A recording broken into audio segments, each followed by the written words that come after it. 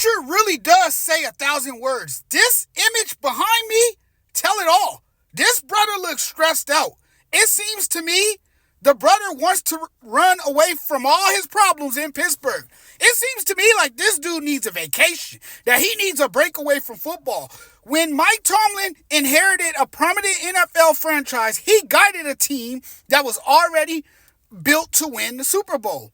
You have to take into account that Mike Tomlin has the 13th highest winning percentage of any head coach in NFL history.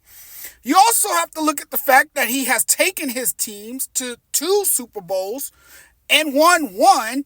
And you have to also consider this. At the time when he won his first Super Bowl, I believe it was his first Super Bowl, he was the youngest at age 36. He was the youngest coach in NFL history to win a Super Bowl. He also holds the record for the most consecutive non-losing seasons. So it's not him that's the problem. The Steelers still have a winning record. That is a credit to Mike Tomlin.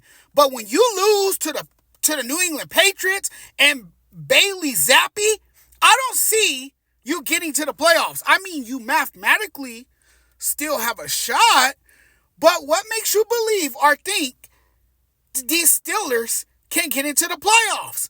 Not playing like this. I mean, they're hot boo-boo on offense. Have you seen how atrocious they look on offense? Mike Tomlin has a trash offense, and he is still able to get his team to 500 somehow, some way. I don't know how, but he still has his team, getting his team to a 500 winning record. It's crazy. He constructs great defenses year after year. He's a winner.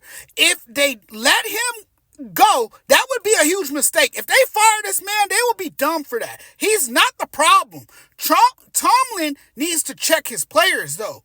That's what he does need to do. They need a capable offensive coordinator.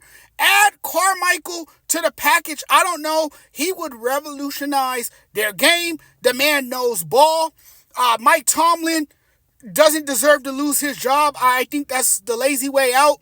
Consecutive winning seasons isn't overrated, but they're so horrible offensively that it's almost unbearable to watch a Steeler game.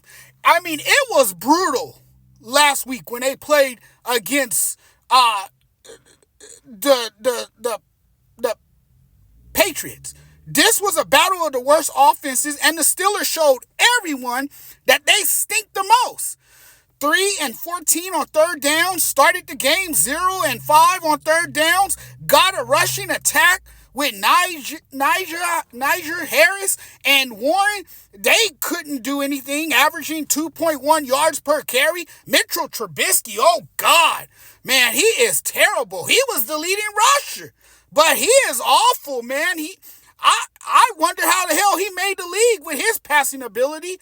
They're 2-4 when he's starting games. They got a better record with Kenny Pickett than him. This is just tarnishing the Steelers franchise, man. It's a national disgrace, man. It really is. It's terrible to see this team take a fall like this. I mean, this is a drastic fall, man. And I mean, it's just hard to watch the Steelers. And people can say, well, they missed on the quarterback by drafting Kenny Pickett. They really don't have a great offensive line. The offensive line hasn't come into his own yet. They fired Matt Canada, but they still have the same offensive woes that they had when he was the offensive coordinator. There's just a ton of problems, man, with this team. But I can tell you this, Mike Tomlin sure in the hell isn't the problem.